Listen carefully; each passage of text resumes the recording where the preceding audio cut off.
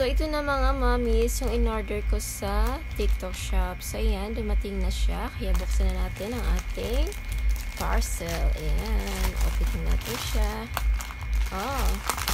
So, ito mga mi, ito yung in-order ko kasi yung baby ko nagtititing na siya. So, kailangan na niya ito kasi nga lagi na siyang inaano yung kamay niya sa bunganga niya. So, ito, nakita ko sa ibang mommies na ito yung order nila. So, try natin sa baby natin kung maganda siya.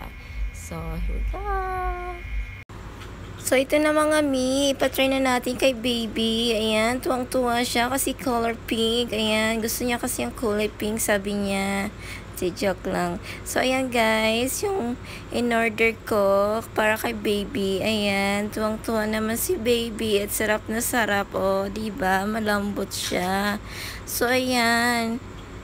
Mahilig sa ganyan. Lagay niya sa bunganga niya. Ayan, sarap na sarap si baby niyan. Kaya bili na kayo sa TikTok shop. Murang-mura lang. Ayan.